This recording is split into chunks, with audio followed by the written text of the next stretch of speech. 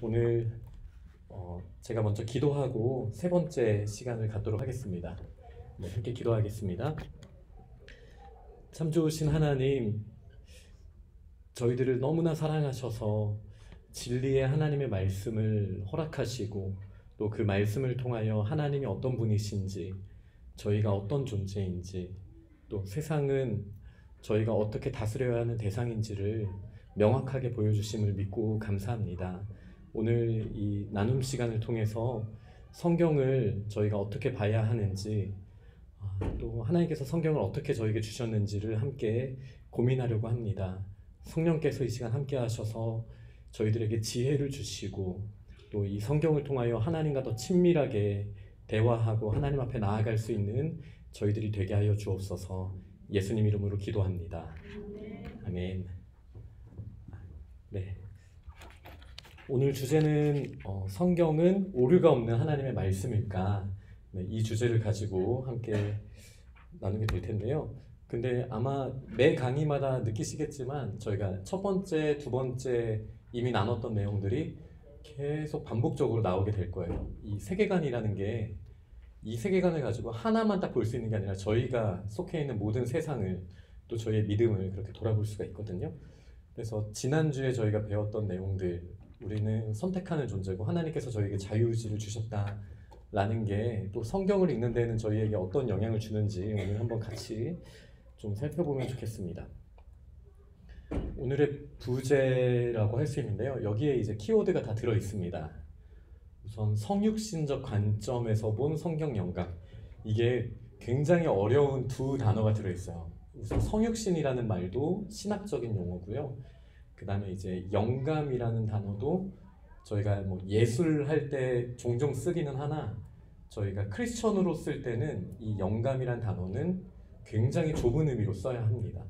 그래서 먼저 이 내용에 대해서 잠깐만 살펴볼게요. 성육신은 원래 누구한테 쓰는 표현인지 혹시 아시나요? 네, 예수님. 그러니까 하나님이신데 완전한 하나님이신데 완전한 인간이신 세상에 단 하나뿐인 존재시거든요. 그러니까 저희가 그게 뭔지를 정확하게 알 수는 없어요. 그러니까 100% 하나님이 100% 인간이다라는 말은 저희의 상식과 이성을 초월하는 진술입니다. 그래서 저희가 이해할 수는 없으나 하나님께서 그런 분이시니 저희가 받아들이는 수밖에 없죠. 이걸 이제 성육신이라고 해요. 예수님은 100% 하나님이세요. 네, 완전하시고 죄가 없으시죠. 근데 또 예수님은 100% 인간이세요. 고통을 느끼시고 아파하시고 괴로워하시고 죽으시고 피도 흘리시는 100% 인간이세요. 이걸 이제 성육신이라고 말합니다. 근데 하나님의 말씀도 그렇다라는 거예요.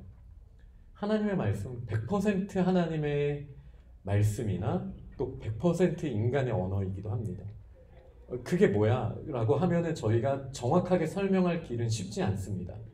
그러나 이것도 저희가 오늘 통해서 한번 생각해보고 한번 받아들여보는 그런 시간을 목표로 해보려고 합니다.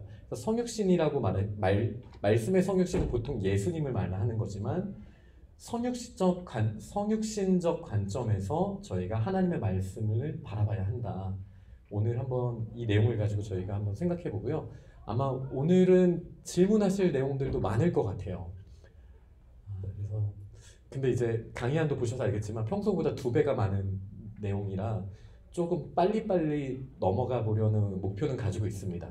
그래서 혹시 이해가 안 되시는 거는 질문을 하시거나 아니면 이메일이나 뭐 클래스룸을 통해서 뭐 댓글로 이렇게 남겨주시면 저도 한번 노력을 해보도록 할게요. 그리고 성경 영감, 이 영감이라는 말은 적어도 교회에서 쓸 때는 저희가 굉장히 조심해야 됩니다. 성경 영감이라고 말할 때는 하나님께서 성령을 통하여 어떤 특정한 사람을 사용하셔서 하나님의 말씀을 기록하셨다라는 의미로 저희가 써야 되는 표현이에요. 굉장히 좁은 의미입니다.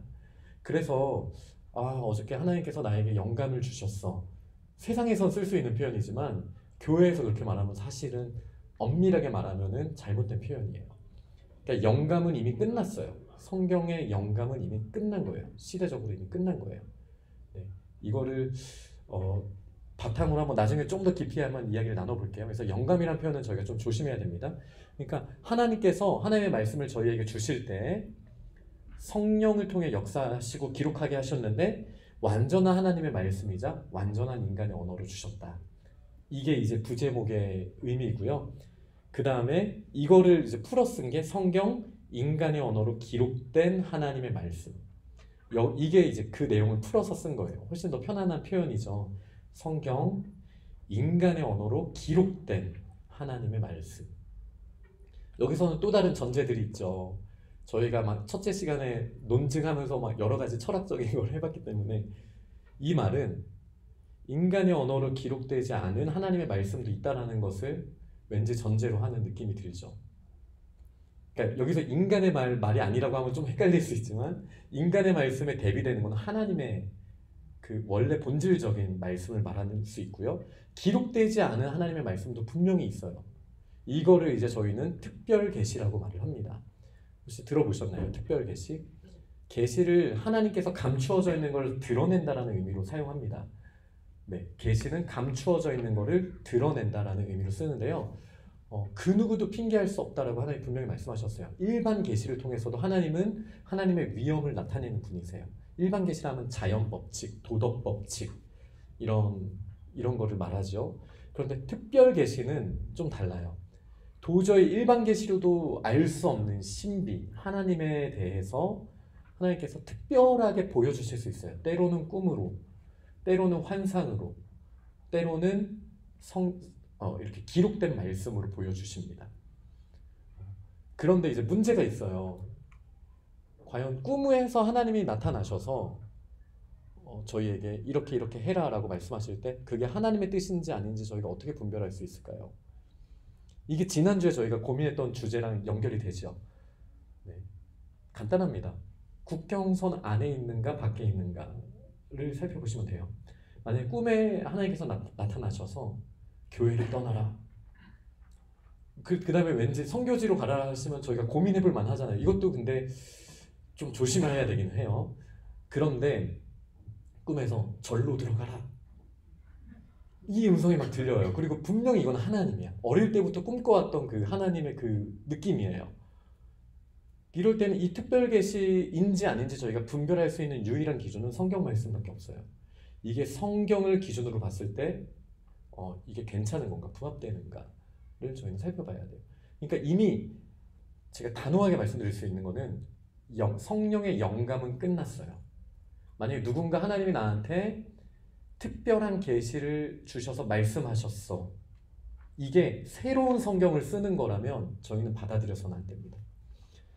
하나님께서 말씀하신 꿈이든 환상이든 하나님께서 말씀하신 게 아니면 기도 중에 음성으로 들릴 수도 있잖아요. 이게 성경에 있는 내용인지 성경과 연결해봐도 그 국경선을 넘어가지 않는 거예요. 지난주 표현으로 국경선이라고 제가 쓰고 있는 거예요. 그거를 살펴봐야 이 특별 계시가 이제 저희가 판단할 수 있는 거예요.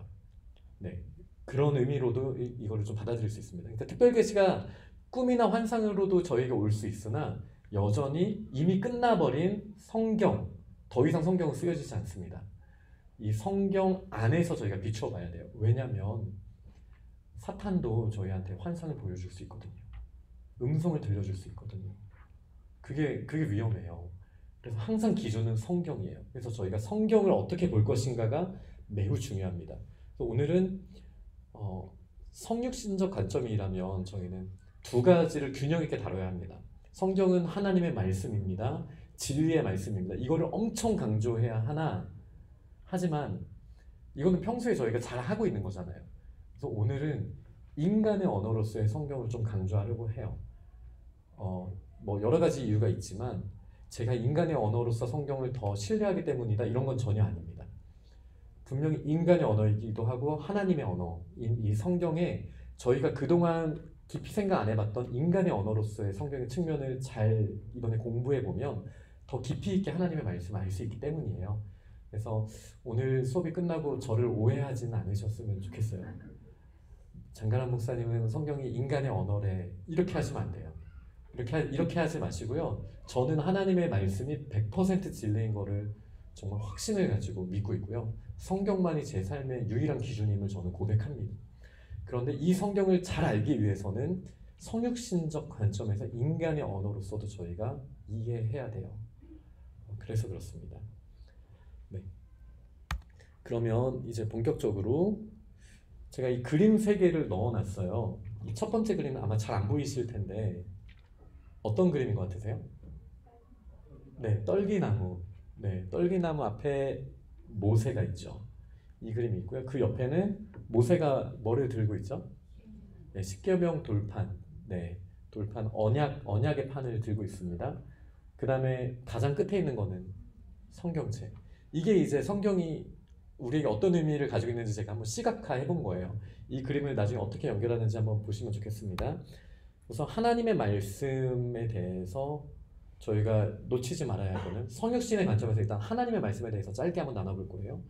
하나님의 말씀은 진리, 순전한, 오류가 없는, 이거에 대해서 저희가 의심하면 안 됩니다. 하나님께서는 완전한 하나님의 말씀을 보여주셨어요. 하지만 나중에 이제 좀 더 말씀을 드릴 내용이 좀 있긴 합니다. 특히 119편 같은 경우는 진짜 너무 멋진 성경 구절이에요. 여기는 알파벳 순서로 성경 절이 다 쓰여져 있습니다. 정말 대단한, 아주 멋져요. 아주 멋져요. 그래서 A부터 Z까지 1절부터 6절인지 8절까지는 A로 시작해요. 다. 그 다음부터 또 8절은 또 B로 시작해요. 여기 160절 같은 경우는 R로 시작합니다. 이 순서도 A, B, C, D 그 순서예요. 거의 뒤쪽이까지 R로 가는데요. 여기서 강조하는 것은 영원하고 진리이신 하나님의 말씀. 이거는 믿으시죠? 저희 이건 믿음으로 증명해 보세요. 이거는 사람이 한계, 물질이라는 한계, 그 세상의 한계 속에 있는데 저희가 어떻게 완전하신 하나님의 말씀에 대해서 어떻게 증명할 수 있겠습니까? 이거는 믿음으로 받아들여야 돼요. 이건 신존재 증명이랑 사실 비슷합니다. 믿음으로 받아들이면 전혀 문제되지 않습니다. 상식적으로도 완전하신 하나님의 생각과 말씀이 오류가 있을 수 있습니까? 영원하신 하나님의 말씀이 쉽게 하나님께서 뒤집어 버릴 만한, 그게 하나님의 속성에 연결이 된다고 저희는 생각할 수 없죠. 말씀은 진리입니다. 그래서 시편 19편도 이렇게 말하죠. 여호와의 율법은 완전하여. 이거는 저희가 믿음의 영역으로 충분히 받아들여야 되는 부분입니다. 하나님의 말씀은 오류가 없습니다. 완전합니다. 이거는 분명해요. 그런데 문제는 2번입니다. 하나님은 완전하신데 우리가 죄인이라는 게 문제예요. 여기서부터 이제 성경의 특징을 저희가 발견할 수가 있습니다. 먼저 창세기 3장 8절은 원래 하나님과 인간의 관계가 어떠했는지를 알 수가 있어요. 하나님의 형상으로서 인간들을 창조하셨잖아요. 그리고 함께 동산을 거닐면서 대화를 하셨어요. 친구처럼. 막힘이 없습니다. 하나님의 완전한 언어가 인간에게 완벽하게 들려졌던 시절이 있었어요. 그런데 인간이 죄를 짓게 되면서 문제가 생겼습니다. 완전하신 하나님 앞에 인간이 설 수가 없게 된 거예요. 그러니까 하나님의 언어는 완전한데 인간이 불완전하다 보니까 이 완전한 언어를 저희가 그대로 받아들일 수 있는 힘이 없어져 버린 거예요. 그래서 이제 아담과 하와가 도망치는 그림이 여기 있죠. 숨는 거죠. 네. 죄인이기 때문에 하나님의 언어는 완벽하지만 인간이 죄인이라서 그 완벽한 언어를 들을 수 있는 힘을 잃어버리게 된 거예요. 그래서 3장 24절을 보니까 하나님께서 그 사람을 쫓아내시고 에덴 동산 동쪽에 그룹들과 두루 도는 불칼을 두어서, 여기서 그룹은 천사를 말하는 거예요. 수호 천사입니다. 이 수호 천사들을 두어서 이 에덴에 들어올 수 있는 길을 막게 하셨어요. 이거는 은혜입니다. 사람이 죄의 문제를 해결하지 않고 하나님 앞에 나아가면 형벌, 죽음밖에 없죠. 그들을 잠깐 쫓아내신 것은 하나님의 큰 은혜예요. 큰 은혜예요. 대신에 인간이 경험하는 건 하나님과의 단절이죠. 하나님의 완전하신 말씀을 들을 수가 없게 되는 거예요. 그래서 성경을 보면, 구약 성경을 특히 보면요, 하나님을 만나는 거의 대부분의 사람의 공통점은 죽음을 경험한다는 거예요. 하나님이 임하시자마자 엎드리고 벌벌 떨면서 화로다 내가 죽게 되었도다, 하나님을 만나게 되었도다, 이러거든요. 이 말은 완전하신 하나님의 그 음성을 들을 수 있는 사람이 이제는 한 명도 없게 되는 거예요. 그렇죠? 그래서 저는 이제 인간으로서 저희가 하나님의 말씀을 이제 완전하게 들을 수 있는 방법은 죄가 완전히 해결된 채로 에덴에 들어가는 거 말고는 없다라고 저는 확신합니다. 그 방법은 저희가 죽으면 돼요. 육신의 죽음 이후에는 하나님의 말씀을 완전하게 이제 저희가 이해하고 들을 수 있는 상태가 됩니다. 하지만 죄성을 가지고 여전히 죄인의 껍데기를 가지고 저희가 완전하신 하나님의 말씀을 그대로 이해하기란 불가능합니다. 그래서 이제 그 다음부터 하나님께서 소통에 어떤 방법을 쓰셨는지 아시나요? 천사를 보내세요. 네. 그러니까 창세기를 보면 헷갈리는 게 분명히 천사가 왔거든요. 하나님의 천사가 나타나서 하나님처럼 말해요. 나 여호와가 말하노라. 이렇게 천사들이 다 그렇게 말하거든요. 이게 되게 중요한 포인트예요. 그러니까 하나님의 말씀이 죄인인 인간에게 나타나기 위해서 뭔가 매개체가 필요하다라는 거죠.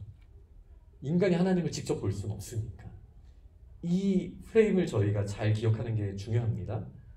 그래서 하나님의 말씀은 완전한데 인간에게 들려지도록 하나님의 말씀이 연약해져야 되는 상황이 된 거예요. 이거 무슨 말이냐면요. 저희가 컴퓨터로 언어를 하려면 지금은 이제 뭐 시리야 이러면서 입으로도 명령을 할 수 있지만 컴퓨터 키보드로 타이핑을 해야 되잖아요. 그게 이제 디지털 신호로 바뀌어서 그 내용이 전달되어야 되는 것처럼 하나님의 말씀도 인간이 들을 수 있는 코딩이 되어야 되는 거예요. 이제 그런 상황이 되었습니다. 그럼 이제부터 이제 본격적으로 나누게 될 텐데요. 인간의 언어로 기록된 하나님의 말씀인 성경을 이제 인간의 언어, 성육신적 관점에서 인간의 언어로서의 강조를 하면서 이제 말씀을 나누게 될 거예요. 근데 이때 절대 놓치지 말아야 되는 것은 하나님의 말씀은 완전한 진리의 말씀이다라는 것은 추호도 흔들리셔서는 안 돼요. 여기에는 정말 강하게 붙들고 계셔야 됩니다. 하나님의 말씀은 진리의 말씀, 완전하신 하나님의 말씀. 네, 이거는 저희가 꼭 붙들고 있어야 됩니다. 꼭 붙들고 있어야 됩니다. 네, 그러면은 제가 이렇게 강조하는 이유가 있어요. 나중에 저 오해하시면 안 됩니다. 그럼 이제 기록된 하나님의 언어로서 저희가 이제 성경 말씀을 한번 자세히 보도록 하겠습니다. 우선 성경은 어떻게 기록되었을까? 성령의 영감으로 기록이 됩니다. 그러니까 아까 초두에 제가 설명드렸지만 영감이라는 표현은 교회에서 쓸 때는 성경을 기록할 때만 특정하게 역사하시는 성령의 역사를 영감이라고 해요. 나 어저께 하나님께 영감 받았어. 이렇게 하면은 사실은 이단이 될 수 있어요. 그러니까 그 영감이라는 표현은 저희가 안 써야 되는 표현입니다. 더 이상 영감을 받을 수 있는 존재는 없어요. 물론 예술적 영역에서 영감이 있네 이렇게 하는 건 괜찮습니다만 베드로후서 1장 21절을 저희가 한번 읽어보겠습니다. 예언은 언제든지 사람의 뜻으로 낸 것이 아니요 오직 성령의 감동하심을 받은 사람들이 하나님께 받아 말한 것임이라. 여기에 되게 많은 의미가 있어요. 성령의 감동하심을 받은 사람들이, 그러니까 성령께서 영감을 저에게 주십니다. 근데 사람들이 말한 거예요. 여기서 저희가 여러 가지 생각을 해볼 수가 있어요. 저는 어렸을 때 이렇게 생각했거든요. 제가 갑자기 성령님이 제 안에 확 들어와서 제 말투가 아니라 전혀 다른 말투로 막 말하듯이 이 성경을 기록한 사람들이 그렇게 성령께 사로잡혀 있지 않았을까? 이렇게도 한번 생각을 해봤고요. 전혀 몰랐던 사실들이 갑자기 환상으로 그 영상으로 다 보여지면서 천지창조부터 지금까지 일어난 성경의 모든 역사가 하나님 보여주시고 그것을 기록하게 하시는 거, 이런 모습들도 많이 생각을 해봤어요. 그런데 저희가 성경을 보면서 느끼는 건 뭐죠? 하나님께서 그 사람의 인격을 존중하신다는 거예요. 기록한 사람의 인격, 그 사람의 말투, 배경을 다 존중하고 쓰세요. 예를 들어 사도 바울은 굉장히 논리적으로 사도 바울을 통해 주신 책은 굉장히 논리를 강조하죠. 근데 이제 베드로는 굉장히 뜨거워요. 말씀을 보면은 사도 바울을 통해서 주신 말씀과 다릅니다. 이렇게 뭐 예를 들 수 있는 상황은 너무 많지만 하나님께서 분명히 말씀을 기록하게 하신 그 사람의 인격을 존중하시면서 주셨다. 이것은 지난주에 저희가 배운 세계관이 매우 중요해요. 자유의지를 저희에게 주셨거든요. 하나님이 저희를 기계적으로 쓰지 않으세요. 저희의 인격, 저희의 선택하는 것 하나님께서 다 그대로 들어서 쓰세요. 근데 그 혼자 선택한다고 자기가 자기의 능력으로 다 쓸 수 있는 게 아니라 하나님의 특별하신 영감이라는 사역을 통해서 성경이 기록되었다는 것을 믿는 것이 너무 중요합니다. 근데 여기 또 중요한 게 있어요. 사람들이 하나님께 받아 어떻게 했다고요? 말한 것이다. 이게 이제 성경이 어떻게 기록되었는지에 대한 굉장히 중요한 단서가 됩니다. 성경은요, 처음에 말로 전달이 되었어요. 그러니까 네? 네네네. 기록 문화가 없어서 초반에는 그랬죠. 근데 사실 이제 종이라는 것도 사람들에게 보급된 게 얼마 안 되잖아요. 그죠? 뭐 중세 유럽에서 이제 그 종이 그 인쇄술 혁명으로 어마어마한 발전이 지적인 폭발이 일어났었거든요. 그게 불과 한 4,500년 정도밖에 안 돼요. 그러니까 이전에는 성경이라 하면 저희는 이제 성경책을 생각하지만 성경이라고 했을 때는 구전으로 전달된 말씀이 훨씬 큽니다. 그러면 저희가 알고 있는 거의 최초로 성경을 쓴 사람이 누굴까 고민을 해보면 아마도 모세이지 않을까요? 창세기, 출애굽기, 레위기, 민수기, 신명기를 모세가 기록했다라고 저희는 알고 있으니까요. 근데 모세에서부터 아담까지의 역사는 어마어마한 거예요. 그죠? 그거를 하나님께서 영상을 다 보여주셨을까 고민을 해보셔야 돼요. 그런데 보통은 이렇게 받아들입니다. 구전 전승이 이미 있는 거예요. 그 이스라엘의 혈통을 통해서 하나님께서 주신 말씀이 아담에서 셋에게 전달이 되고 그 말씀이 전달이 되고 전달이 되죠. 그럼 이제 모세는 이미 이 구전으로 전승된 하나님의 말씀을 가지고 있는 거예요. 그런데 그 말씀이 기록되는 시기가 있습니다. 이거는 역사적으로 중요한 일이 일어날 때 말씀이 보통 많이 기록이 돼요. 그리고 말씀이 가장 많이 기록된 시기가 3번의 출애굽이에요. 이게 굉장히 의미가 있는데요. 하나는 첫 출애굽, 모세를 통해서 그때 하나님의 말씀이 많이 기록이 되었어요. 네. 기록이 많이 되었다고 하더라도 대부분은 그때는 이제 구두로 전승이 되었죠. 네.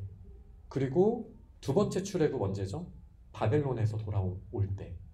그죠? 바벨론에서 돌아올 때 성경이 굉장히 많이 기록되었습니다. 예를 들어 뭐 역대기라든지 열왕기 첫 시작 부분을 보면요, 뭐 솔로몬 이때잖아요. 근데 실제 그게 성경 글로 기록이 된 것은 이제 포로에서 돌아와서입니다. 그게 이제 사무엘서와 다른 거예요. 사무엘서는 포로로 끌려가기 직전에 사무엘서 그다음에 사무엘서는 그때 이제 기록이 된 거거든요. 근데 이제 역대기 같은 경우는 포로에서 갔다 와서 많은 시편들도 그때 기록이 되고요. 이 말은 이제부터 좀 복잡해지실 거예요. 분명히 하나님의 영감으로 하나님께서 말하게 하시고 기록하게 하셨는데 이 성경을 이렇게 책으로 모은 시기가 있다라는 거예요. 그러니까 창세기에 있는 수많은 뭐 족보도 있을 것이고 전승으로 내려온 것도 있을 거예요. 근데 그거를 모세가 모았잖아요. 그죠? 모세가 하나님의 영감을 받아서 그 출애굽이라는 관점에서 하나님께서 주신 그 영감을 통해서 성경을 기록했단 말이죠. 기록하고 모았다는 말이죠. 그 시기가 있다는 것을 저희가 기억하는 게 사실 매우 중요합니다. 인간의 언어로서. 왜냐하면 인간의 언어는 시간의 흐름이 있거든요. 어느 한순간에 아무것도 뭐 문학적 배경도 없고 역사적 배경도 없는데 하나님의 옛다 성경이 아니라는 거예요. 저는 어렸을 때 사실 그렇게 생각했거든요.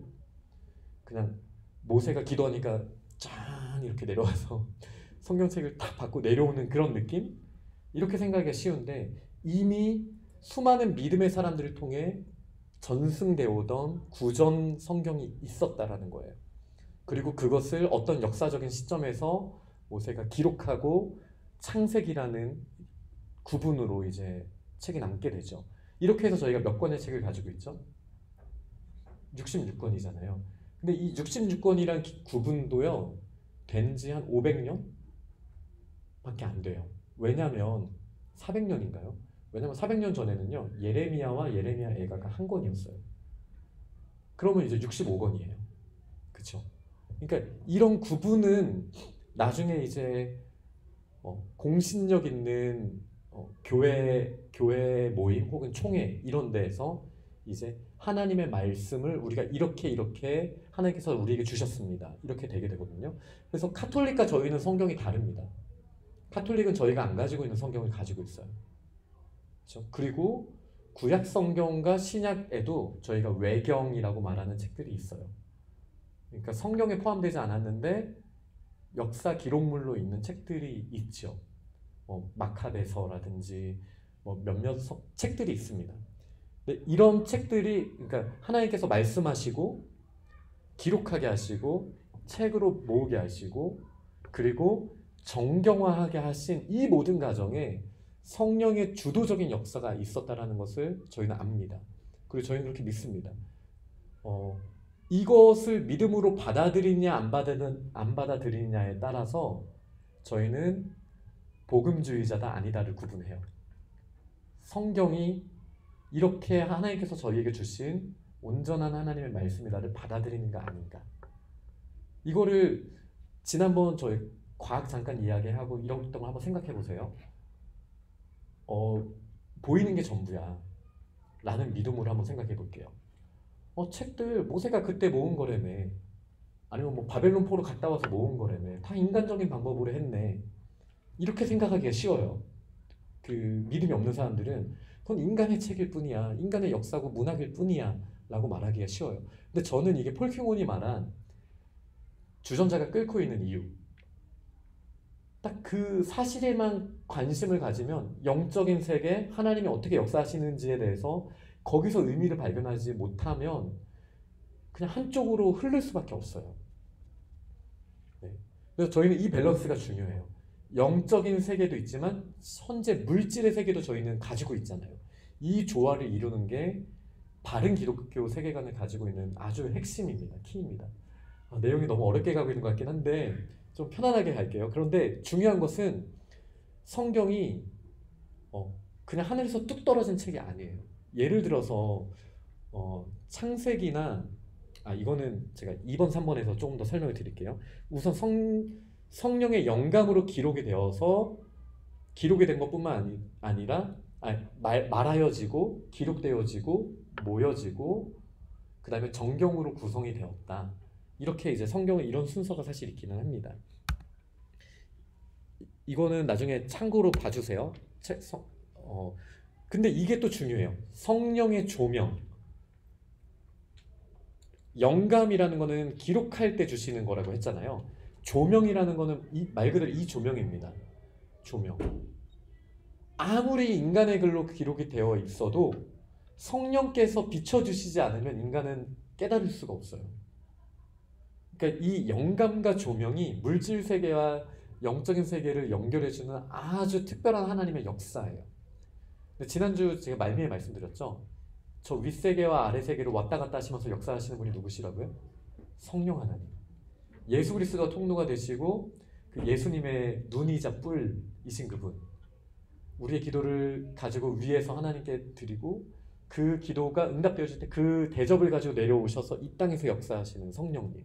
그분께서 마찬가지로 하나님의 말씀을 영감하여서 기록하게 하시고 지금은 영감은 끝났지만 성령의 조명의 시대죠. 이 인간의 언어로 기록된 하나님의 말씀을 저희가 하나님 깨닫게 해주세요 제가 알 수 없는 하나님 나라의 진리를 보여주세요. 이렇게 기도하는 자들에게 조명하여 주셔서 우리가 봐야 될 진리를 깨닫게 하시는, 이거는 성령의 역사예요. 이게 지난주 자유의지랑 이렇게 연결이 좀 되어서 생각하시면 훨씬 쉽습니다. 그래서 성령의 역사 없이는 저희가 기록된 인간의 언어로 하나님의 뜻을 온전히 깨닫기는 매우 좀 불가능하다라고 말해야 될 것 같습니다. 네. 그래서 오직 하나님의 성령으로 이것을 우리에게 보이셨다, 조명하셨다라는 거죠.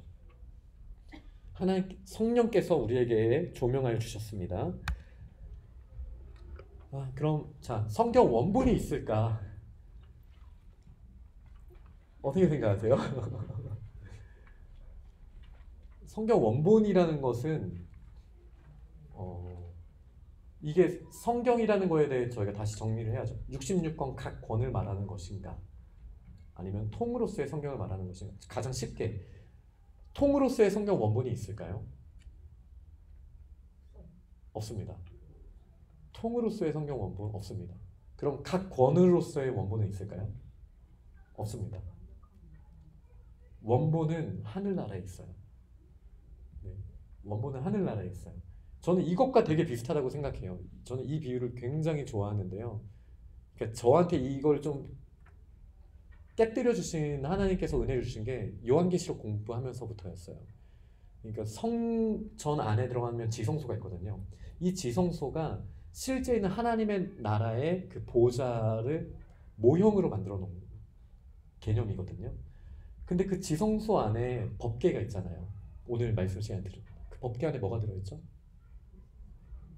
네, 십계명, 돌판. 그게 원본 중에 하나죠. 파편이지만 출애굽기의 어떤 원본 중에 하나잖아요. 네. 그것조차도 이제는 거기도 누구도 접근하지 못하게 하셨거든요. 그 원본에. 네.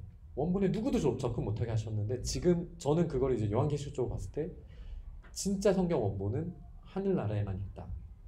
네. 여러 가지 이유가 있겠지만 분명히 저희의 연약함으로 인해 우상화했을 거예요. 만약에 원본이 있었다면 그거를 신격화하고 아마 난리가 났을 거예요. 그런 면도 분명히 있겠지만 인간의 언어 특징상 원본이 있을 수가 없습니다. 네. 그 신약 성경만 해도 2000년 전이잖아요. 모세 3500년 전. 그러니까 3500년에서 2000년 사이에 하나님께서 성경을 기록하게 하셨잖아요. 무려 1500년 동안 기록하게 하신 거예요, 성경을. 그 원본은 없습니다. 그러면 가장 오래된 사본은, 그러니까 원본이 없다는 말은 사본들이 있다라는 거잖아요. 저희가 알고 있는 가장 오래된 사본이 몇 년 정도 됐을까요? 구약 성경 같은 경우 약 한 100년 전만 해도요, 가장 오래된 게 한 1000몇 년 전 사본이에요. 그러니까 900년, 800년 이때쯤 사본이 저희한테 가장 오래된 성경 중에 하나였는데요. 그 사해사본이라고 들어보셨죠? 그 꿈란, 네, 꿈란에서 목동들이 동굴 안에 혹시나 무서운 짐승이 있나 없나 싶어서 돌멩이를 던지다가 항아리가 깨지고 그 안에 이제 사본을 발견한 거예요. 성경 사본. 이게 이제 예수님 시대보다 전 사본이에요. 이게 가장 오래된 성경 사본입니다. 사해 사본이. 그러니까 가장 오래된 성경 사본도 2000 몇 년밖에 안 됐어요. 그러니까 창세기로 치면 원래 3000 몇 년 전 거죠. 네. 그러니까 사본을 통해서 우리에게 지금 전달되고 있습니다. 사본은 몇 개나 될까요? 많아요. 많죠. 지금처럼 인쇄돼서 이제 정확하게 찍어낸 지 얼마 안 됐잖아요. 그러다 보니까 그거를 그나마 잘하던 사람들이 이제 마소라라는 학파가 있는데요. 여기가 AD 한 800년, 900년 경에 필사해 놓은 성경책이 되게 유명해요. 그래서 지금 히브리어 성경은 그거를 이제 모태로 해서 저희가 히브리어 성경을 가지고 있죠. 근데 이 마소라파 성경은 어떻게 하냐면 암송한 서기관들이 암송한 걸 그 다음 사람한테 전달해요. 그 사람도 외워서 또 전달하고 이렇게 하는 거예요. 그러다가 이제 양피지나 이런 게 귀하다 보니까 성경은 정말 몇 두루마리만 딱 남겨놓고 암송해서 계속 전승을 하게 됩니다. 이거를 수백 년을 전달했다고 생각해 보세요. 말이 전달되는 과정 가운데 비슷한 발음 있잖아요. 네, 비슷한 발음이 분명히 있을 거라고요. 그러니까 이런 사본학에 있어서의 차이들은 성경에서 발견되어질 수가 있어요. 왜냐하면은 진짜 하나님의 말씀을 인간의 언어로 전달하는 과정 가운데 인간의 언어의 특징이 있거든요. 연약함이 있거든요. 사본 내에서 사본으로 전달되다가 이게 잘못된 타이핑이 될 수도 있고 또 글씨가 비슷한 것도 있잖아요. 예를 들어 우리말로 치면 비읍과 미음 이런 경우의 차이도 충분히 사본학적으로는 일어날 수가 있습니다. 근데 사본이 이게 이 다음 질문이 중요한데요. 그럼 성경은 어떤 언어로 기록되었을까요?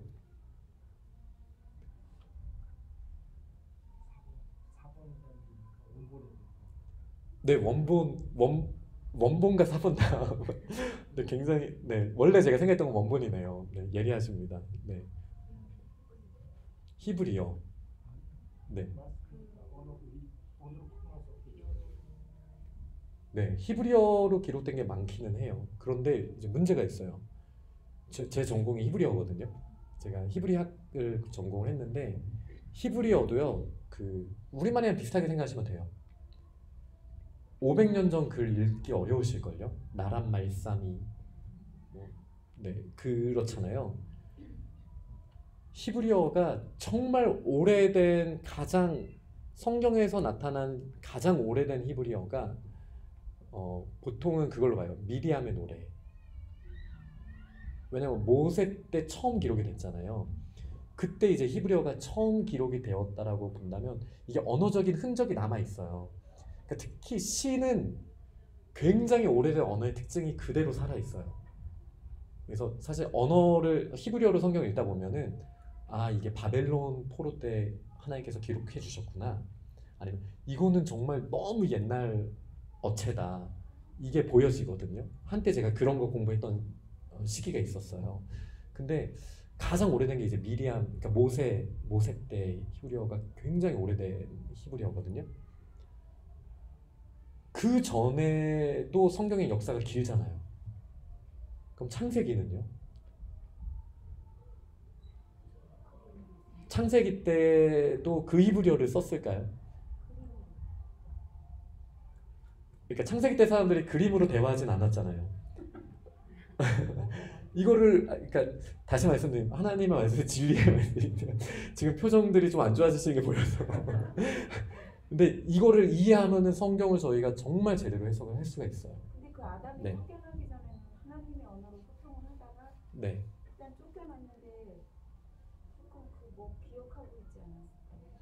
그 어떤 그 언어가 있잖아요. 그러니까 그 하나님의 언어라는 것조차도 약간 다른 차원일 거예요. 왜냐면 하나님은 영이시잖아요.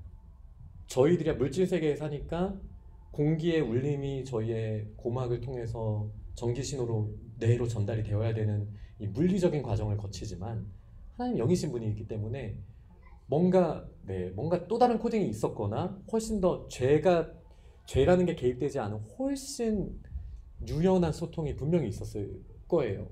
근데 적어도 바벨탑 이전까지는 하나의 언어를 뭔가를 썼겠죠. 그죠? 그리고 아브라함부터 히브리어를 썼다라고 하기에는 아브라함의 원래 출신이 어딘지를 저희가 알아야 됩니다. 그죠? 바벨론 쪽 출신이잖아요. 갈대아에서 왔잖아요. 그러면 아마 아카드어 이게 서쪽 세머거든요. 히브리어는 동쪽 세머예요. 물론 세머는 세머인데 한자랑 우리말 정도의 차이를 가지고 있어요. 그래서 저도 아카드어도 공부를 해봤거든요. 하도 궁금해서 아카드어도 공부해봤는데 비슷한 점도 있고 다른 점도 있습니다. 비슷한 점도 있고 다른 점도 있는데 창세기 때는 적어도 성경에 쓰여진 히브리어의 형식으로 사람들이 소통하거나 기록을 하지는 않았을 거예요. 이해되시죠? 그러면 이제 통시적인 관점에서 봤을 때 역사적으로 시간이 흐른다는 관점에서 봤을 때 하나님께서 아브라함에게 주셨던 그 말씀이 모세의 시점에서는 모세 시대의 사람들이 사용하는 히브리어로 기록이 될 수밖에 없다라는 거예요. 그러니까 말씀하여 주신 언어가 그 당대 사람들에게 말씀해 주신 언어조차도 기록되는 순간에 모세 시대의 언어로 기록이 될 수밖에 없다.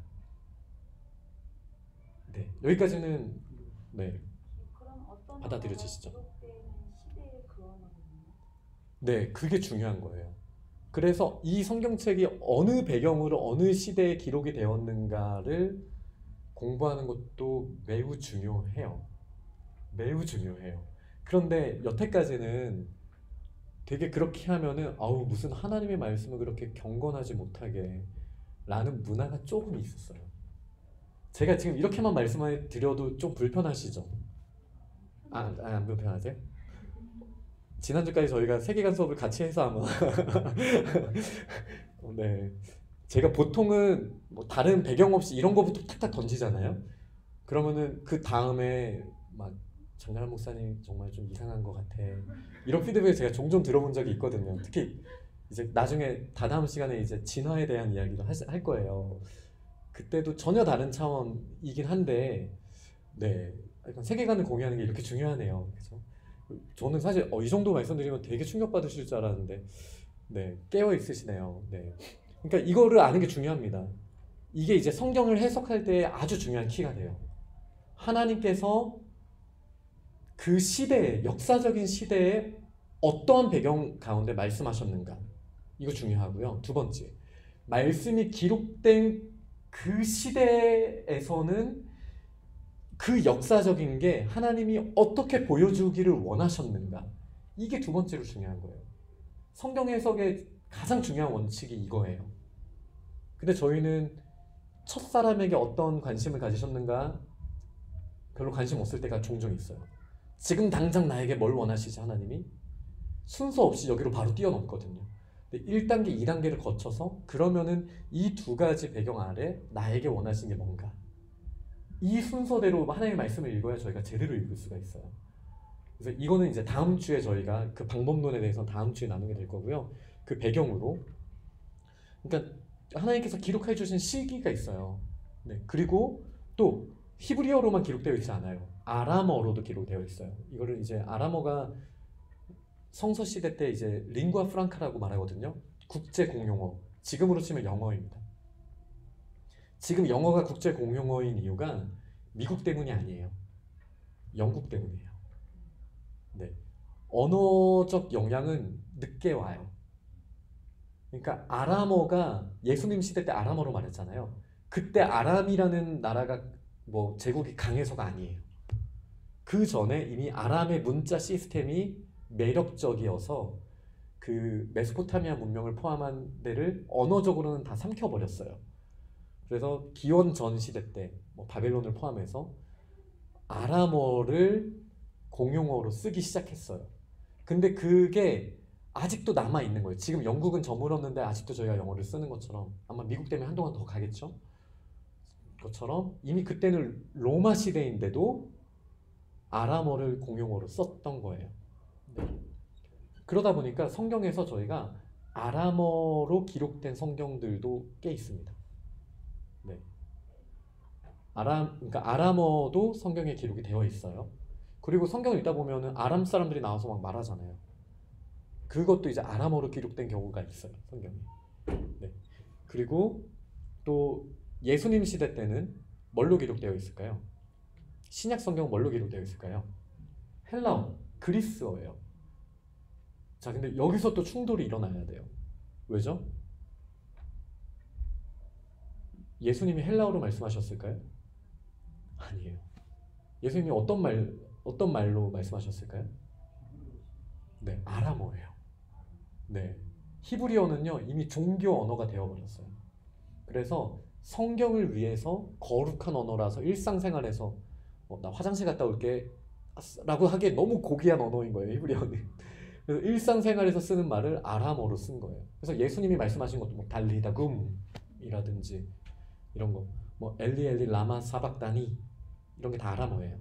물론 히브리어랑 매우 비슷해요. 히브리어는 엘리 엘리 라마 아자프타니 이렇게 하거든요. 굉장히 비슷하나 다르기는 해요. 그러면 이제 충돌이 일어나죠. 예수님이 제자들에게 말씀하신 건 아람어. 제자들은 그걸 어떻게 기록했을까요? 네, 헬라어로. 그러니까 베드로가 성경을 왜 많이 못 썼을까? 저희 고민을 해봐야죠. 하나님께서 영감은 주시나 쓰고 싶어도 많이 쓰기에는 힘들지 않았을까요? 베드로는 막 공부를 많이 한 사람은 아니었으니까요. 근데 베드로를 따라다니면서 베드로의 관점에서 기록한 사람이 있죠. 누구죠? 저도 신약에 좀 약해서 아마 누가일 거예요. 네. 누가가 제자는 아니고 그러니까 예수님의 제자는 아니잖아요. 근데 베드로의 시각으로 쓸 수 있는 능력이 있었던 그 제자들의 큰 제자들의 그룹이었죠. 그러면 이제 저희가 성경이 조금 이해가 되어져요. 성경에 기록된 예수님께서 이렇게 말씀하셨다 그대로 말씀하시지 않은 거예요. 서운하시죠? 이렇게 들으시면. 안 서운하세요? 저는 되게 서운했었는데 처음에. 네. 제가 사실 히브리학과를 갔던 이유도 하나님이 꿈에 나타나셨을 때 히브리어로 말하면 왠지 더 깊이 있게 비밀을 말할 수 있지 않을까 이런 생각도 조금은 있었거든요. 근데 아니 구약도 히브리어로 말한 게 생각보다 아주 많지 않고 신약은 아람어로 말했는데 헬라어로 다 기록이 되어 있고 라는 걸 저희가 이해해야 돼요. 인간의 언어. 하나님이 인간과 소통하시기 위해서 인간의 언어로 완전한 하나님의 말씀이 인간의 언어를 옷 입은 거예요. 이게 성육신이라고 했을 때는 저희가 빌립보서에서 말하는 보통 예수님의 낮아지심 이거를 강조할 때 쓰는 말이거든요. 그 하나님의 완전하신 말씀이 인간의 불완전한 언어를 입고 왔어요. 왜? 인간에 의해. 저는 여기서 굉장히 감동을 느끼거든요. 저희들을 마치 천사를 통해 인간들을 만나서 얘기해 주셨던 것처럼 완전한 하나님이 짠하고 나타나시면 바로 심판이기 때문에 그러실 수 없으니 또 저희의 인격을 존중하시기 위해 저희의 언어 체계와 사고를 존중해 주시면서 불완전한 인간의 언어를 입으셨다. 그 하나님의 말씀이. 네, 이런 차원에서도 말씀의 성육신을 저희가 이해해야 합니다. 이러면은 이제 제자들, 성령의 영감을 받은 제자들조차도 단어를 선택해야 되는 거예요. 예수님께서 말씀하세요. 서로 사랑하라. 그거를 헬라어로 번역을 해야 되는 거예요. 이해되시죠? 네. 그러면은 또 성경에 보면은 또 수많은 신약 성경을 보면 구약 성경에 나오는 말을 하나님 이렇게 말씀하셨지 하면서 구약 성경을 인용을 많이 하잖아요. 구약은 뭘로 기록되어 있어요? 히브리어로 기록되어 있어요. 그 히브리어를 아람어로 설교를 하셨을 거예요. 또 그거를 헬라어로 기록해야 되는 게 신약 시대의 일이었던 거예요. 네. 그러니까 이게 이제 인간의 언어로 기록될 때의 특징입니다. 네, 굉장히 중요한 특징입니다.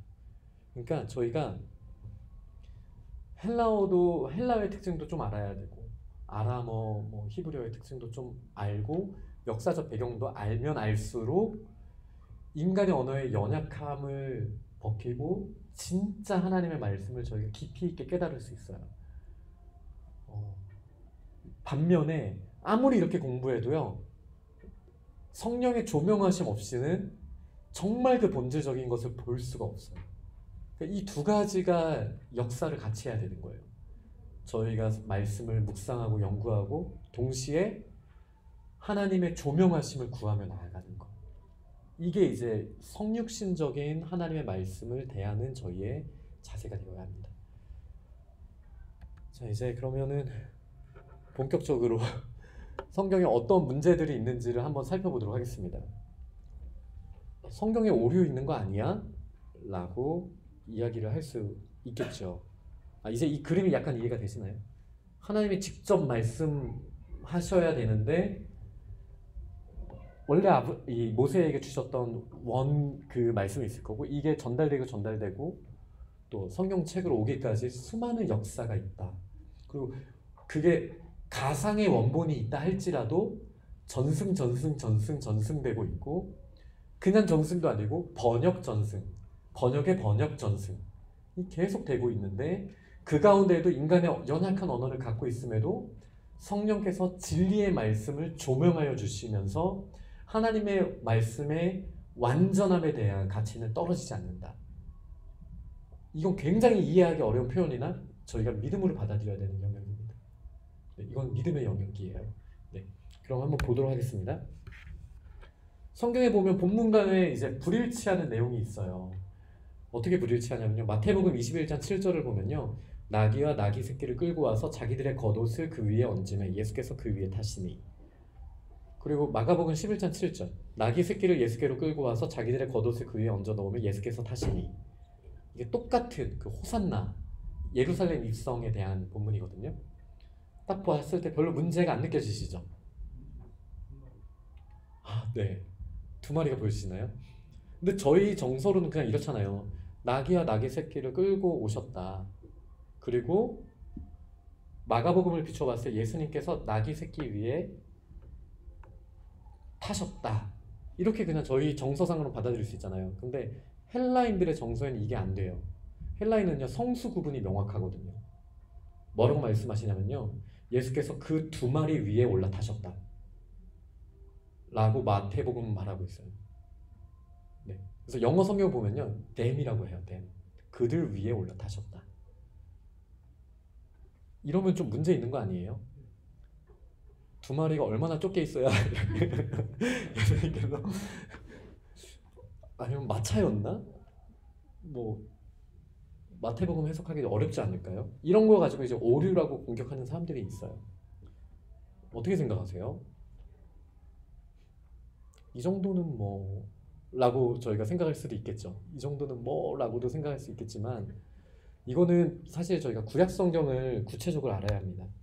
구약 성경에 보면은 스가랴 9장 9절은 이제 다음 주에 저희가 이걸 구체적으로 배우고요. 장르에 대해서 이제 구체적으로 배우게 될 텐데 시온에 따라 크게 기뻐할지어다 예루살렘에 따라 즐거이 부를지어다 보라 내 왕이 내게 임하시나니 그는 공의로우시며 구원을 베푸시며 겸손하여서 나귀를 타시나니 나귀의 작은 것 곧 나귀 새끼니라.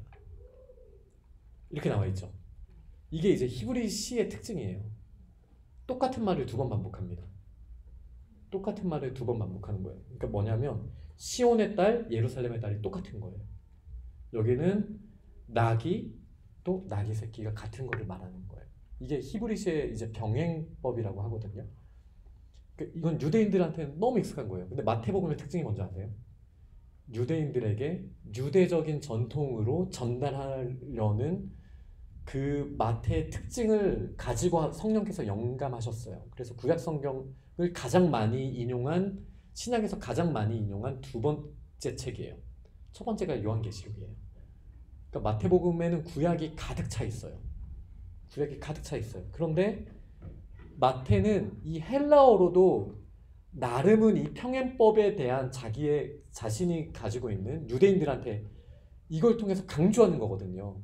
시온의 딸, 예루살렘의 딸 두 번 말함으로써 나름의 이제 헬라어를 가지고 히브리식 평행법을 쓴 거예요. 나귀 새끼 위에 올라탔다. 마태의 마음이 좀 전달이 됐나요? 전달 안 되셨나요? 그러니까 마태의 배경을 알면은 저희가 이 본문이 이해되어져요.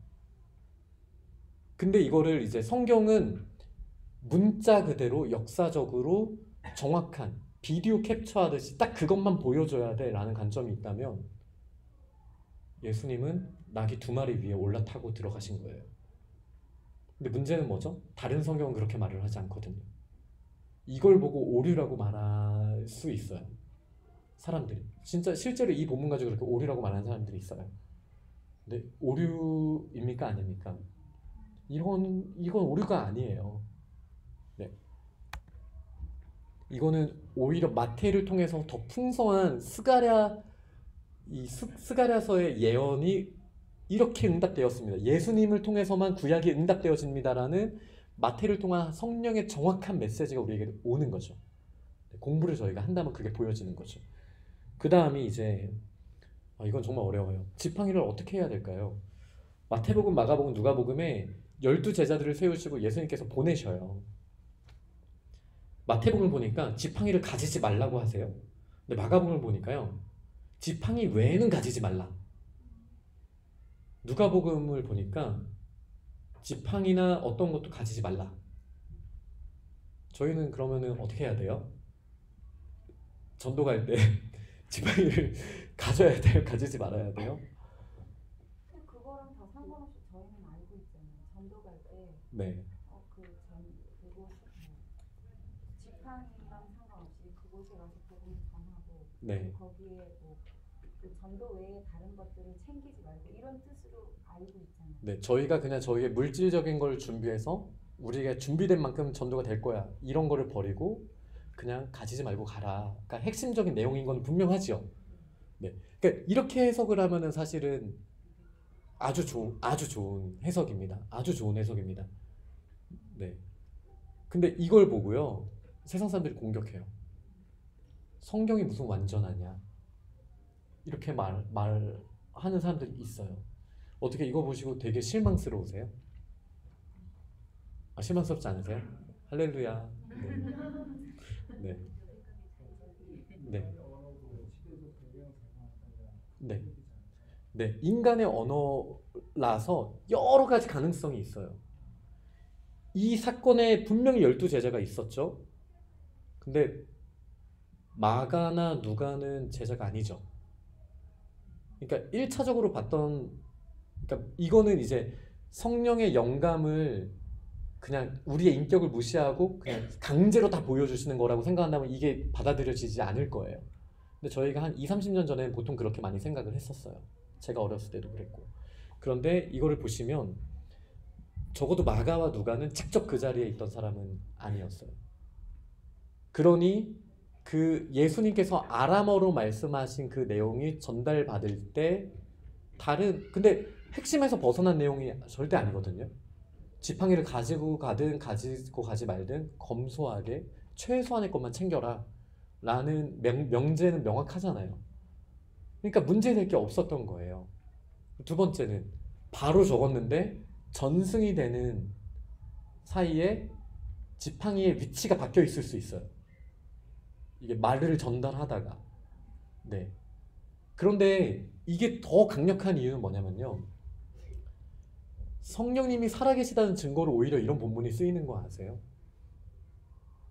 이 사람들이 저희와 같은 세계관이 있기 때문에 뭔가 불일치하는 걸 이 사람들이 모르겠어요. 전승하는 사람들이. 근데 성령님을 신뢰하고 자신한테 전달된 그대로 적기 위해 노력했었어요. 이게 이제 성경의 특징이에요. 구약이든 신약이든 분명히 불일치가 보이는데 그대로. 왜? 하나님의 말씀은 진리니까 내가 이해할 수 없어도 그냥 적을 거야. 이게 되게 중요한 거예요. 왜냐하면 기독교가 억지로 만든 종교라면요, 이런 불일치 따위 없애는 건 매우 쉬운 일이에요. 그렇지 않나요? 이런 오류를 왜 못 잡겠어요? 다 외우는 사람들인데 모르겠어요. 저희는 파편적으로 읽으니까 모르지만 이 사람들은 하루 종일 성경을 다 외우면서 읽는 사람들이거든요. 모를 리가 없어요.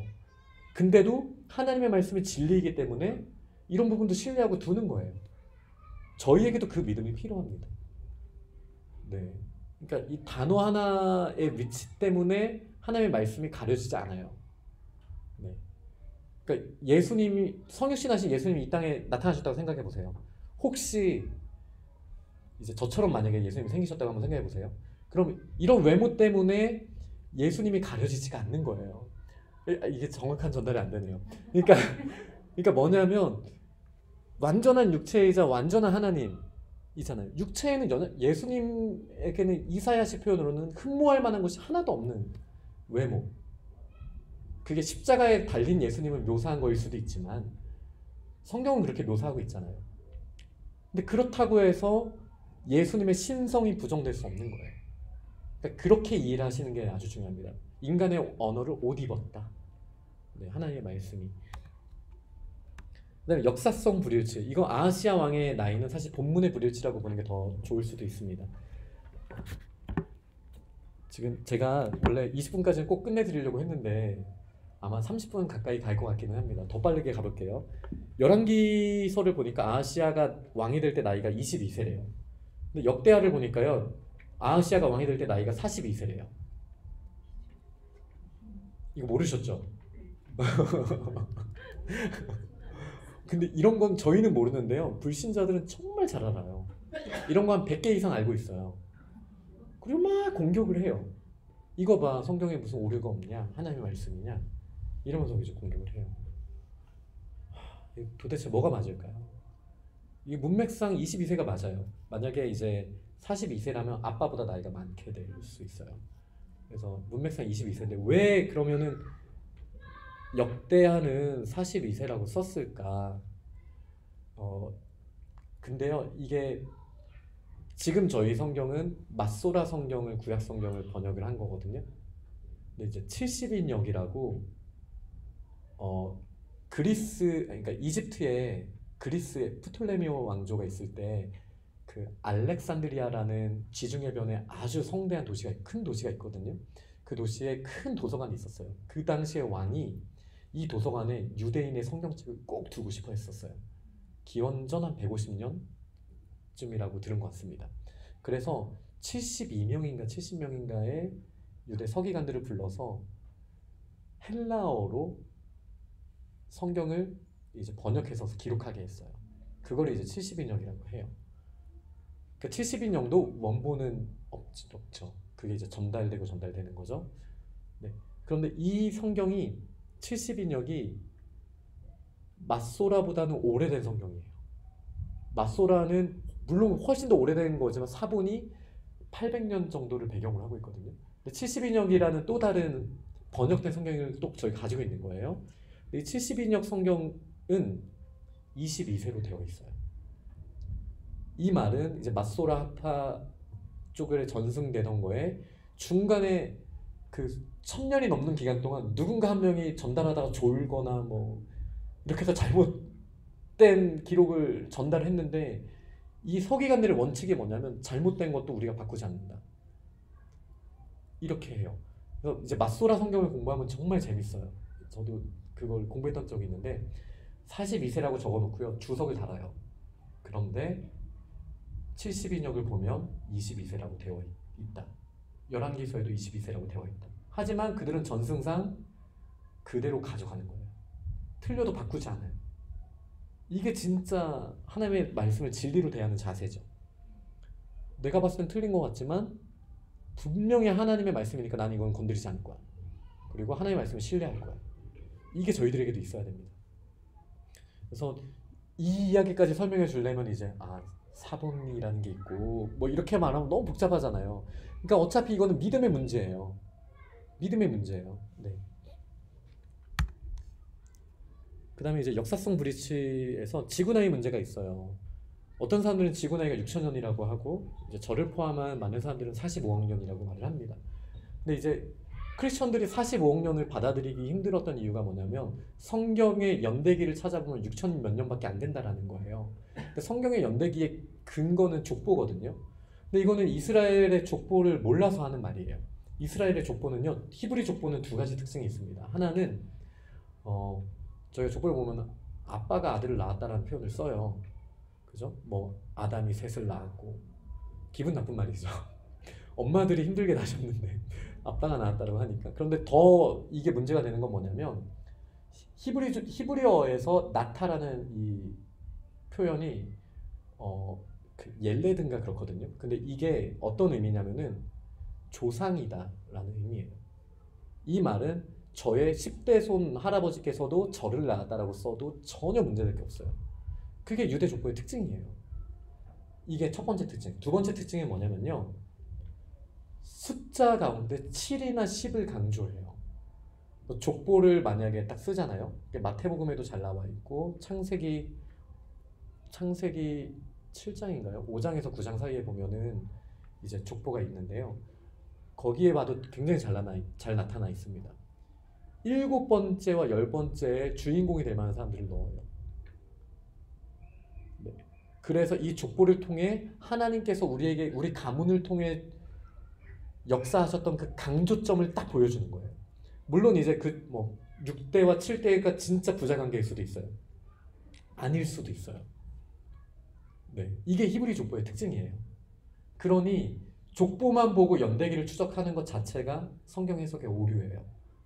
그렇게 치면 성경에 나온 모든 족보가 통일되어야 되거든요. 그렇지가 않아요. 마태복음 족보, 누가복음 족보, 창세기 족보가 다 달라요. 왜냐? 기록하게 하셨을 때 성령께서 강조점이 달랐기 때문에 그래요. 네, 이 족보의 특징을 아시면 역사적 불일치도 저희가 너무 이렇게 힘들어하시지 않아도 됩니다. 네. 그 다음에 이제 과학적 불일치가 있어요. 어떤 분들은 시편 19편을 보면서 천동설을 지금은 그러지 않겠지만 천동설은 지구가 가만히 있고 천체가 움직인다라는 거잖아요. 해는 그의 신방에서 나온 신랑과 같고 그의 길을 달리기 이뻐한 장사 같아서 하늘 이 끝에서 나와서 하늘 저 끝까지 운행한다. 이 본문을 가지고 하나님의 말씀이 이러니 지구가 움직일 리가 없다. 태양이 움직이고 있다. 지금 이렇게 주장을 한다면 이거를 성경은 과학적 불일치하다라고 생각하실 수 있겠죠. 정말 그렇습니까?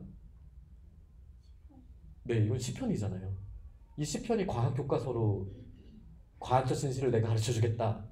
잘 듣거라. 이거 아니잖아요. 시인데요, 시. 그래서 장르를 이해하는 게 너무 중요해요.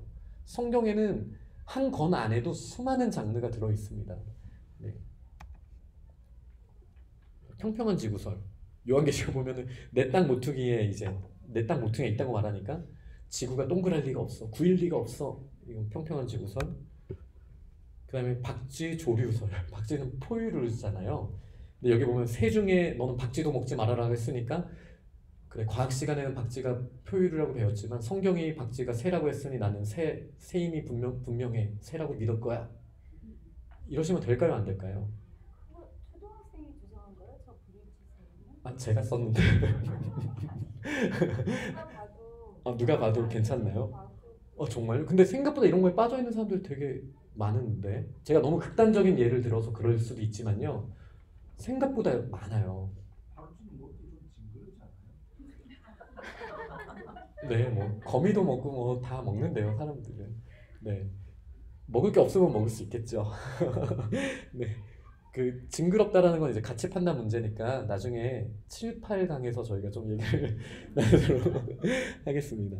그런데 중요한 건 이거예요. 여기서 성경이 말하는 거는 가증한 걸 먹지 말라인데, 그러니까 이건 사실 제가 창조과학설을 주장하는 사람들이 이런 식으로 성경을 끌어당겨요.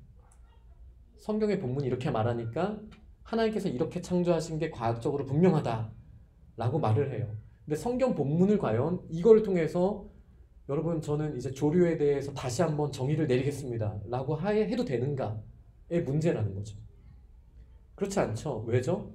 1차 독자가 누군지를 알아야 돼요. 하나님께서는 그 분류법이 지금 우리가 하는 분류법이 옳은지도 모르겠지만 이런 분류법을 알고 계시더라도 그렇다고 해서 하나님이 인간의 역사에 개입하셔서 자, 포유류는 이런 거야, 조류는 이런 거야, 그러니까 성경에는 이렇게 써야 돼, 안 하신다라는 거죠. 인간 언어의 연약함을 하나님은 알고 계셔요. 그대로 쓰세요. 이걸 저희가 알아야 돼요. 네, 이해되시죠? 이게 성육신적 특징이에요. 그 다음에 이제 곤충 다리 관련. 곤충은 보통 다리가 6개가 있어야 돼요. 여기 보니까 4발로 기어다니는 곤충. 더 말씀 안 드려도 아시겠죠? 그러니까 이런 식으로 해서 성경에 오류가 있다라고 주장하는 사람들도 많아요. 근데 사실 여기서 제가 봤을 때는 다른 게 아니라 4발로는 기어다니고 두 다리로는 뛰는 것 같아요. 저는 그렇게 묘사한 본문이라는 생각이 좀 들어요. 합쳐서 6개이지 않을까?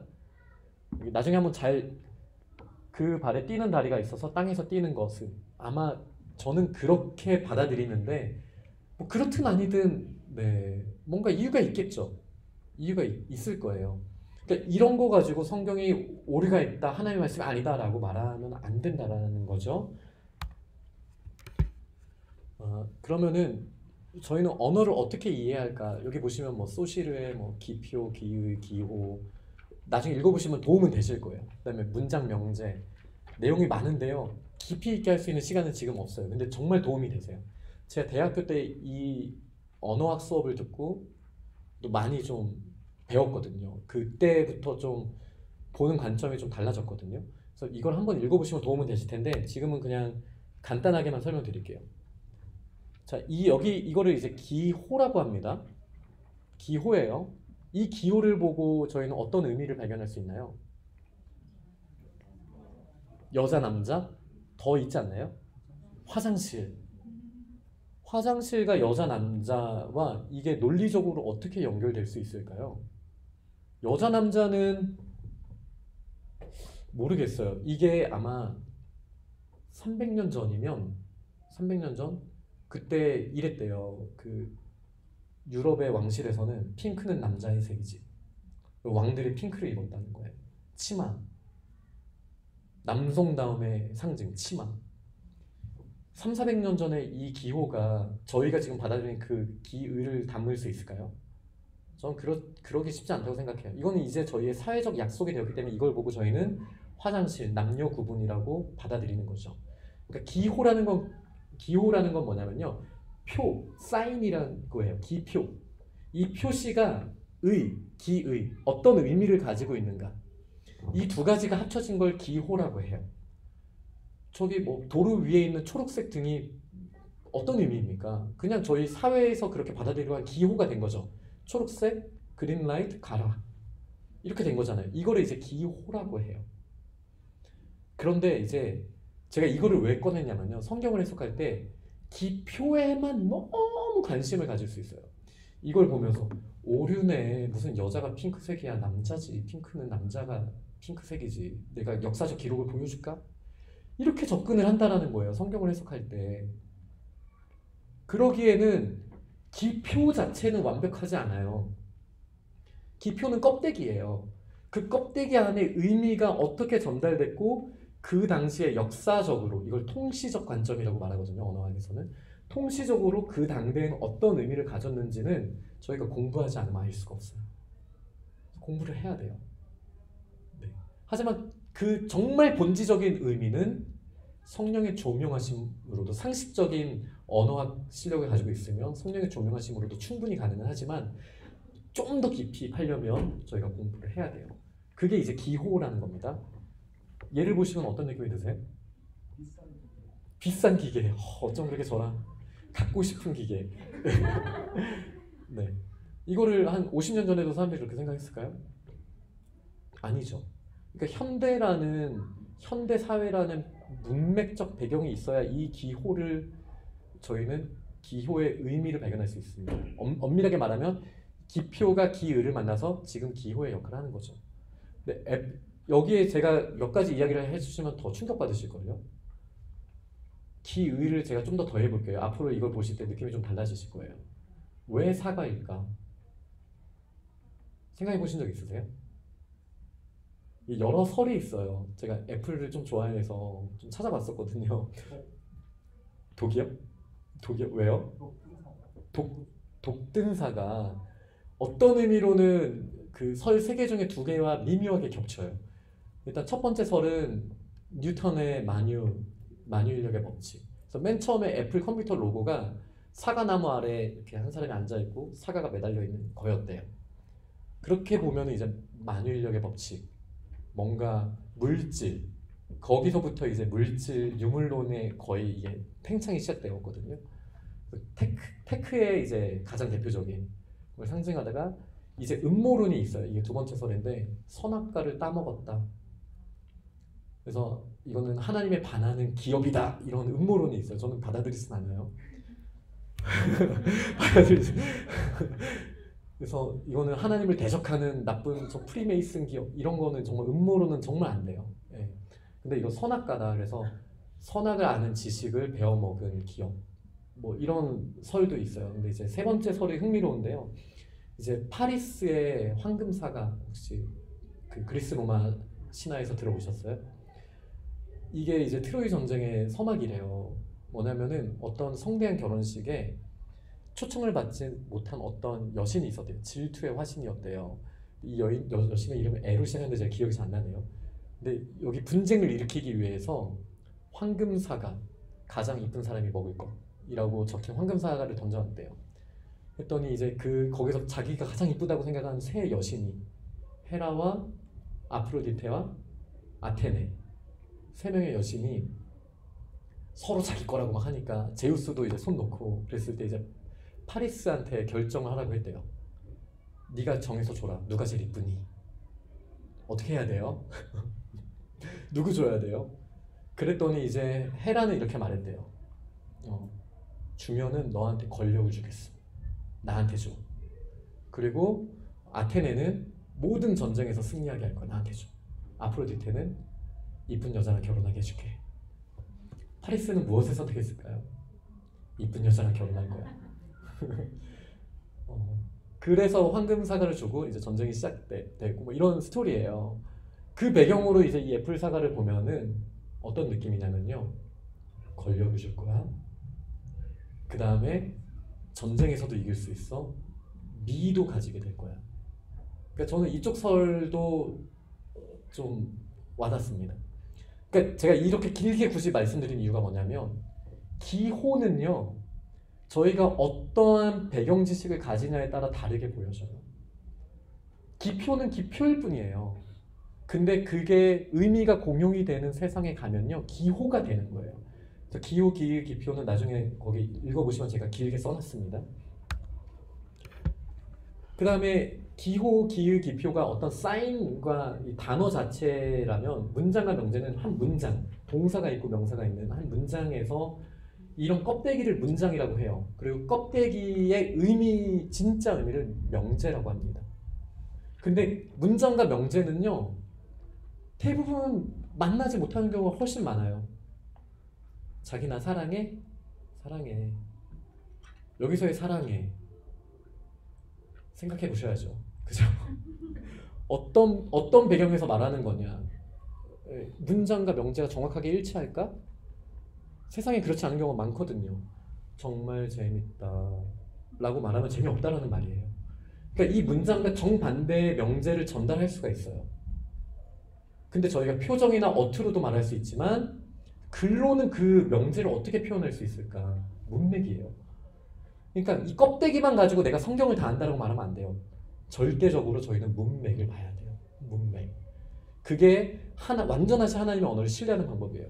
자, 내 마음은 호수입니다가 성경에 만약에 기록되어 있다고 생각해 볼게요. 이런 건 되게 많아요. 은유적인 건 너무나 많습니다. 어떻게 해석해야 돼요? 자, 나의 마음의 실체가 알고 봤더니 H2O였네. 이렇게 하면 안 된다는 거예요. 그러니까 성경이 모든 과학적 진술을 하고 있다는 주장이 잘못된 거예요. 문학은 문학으로 봐야 돼요. 이게 진짜로 내 마음은 호수라는 건 물로 되어 있다는 건가요? 아니죠. 이것도 호수가 어느 지역에 있었냐에 따라 달라요. 만약에 사해가 그 동네의 유일한 호수였다. 마셔서도 안 되고 쉽게 건드려서 안 되는 거야. 위험해. 이걸 수도 있지만 잔잔한 호수를 가지고 있었다면 평안한 이미지가 되겠죠. 그러니까 이 문장 자체는 중립적이에요. 근데 어떤 배경이냐에 따라서 명제가 완전 바뀌어질 수 있어요. 그러니까 성경은요. 명제로서 진리예요. 그러니까 제가 사실 이 말씀을 드리고 싶었어요. 문장은 인간의 문장이기 때문에 문장이 오류가 없다라는 말 자체가 없어요. 수학이 아니에요. 언어는 수학이 아니에요. 나는 사랑한다. 이게 정말 의미적으로도 오류가 없습니까? 라고 누구도 판단할 수 없어요. 그러니까 문장으로 저희가 분석해서는 안 돼요. 문장 너머의 명제를 찾는 게 성경을 읽는 겸손한 자세가 되어야 되는 거예요. 이해되시죠? 네, 사실 이 말씀을 드리고 싶어서 지금 많이 돌아온 거예요. 시간 관계상 좀 빨리 가겠습니다. 이거 너무 어렵거든요. 예수님이 이 땅에 오신 이유. 내가 세상에 화평을 주려고 온 줄로 아느냐? 내가 너희에게 이름을 도리어 분쟁하려 함이로다. 충격적이지 않습니까?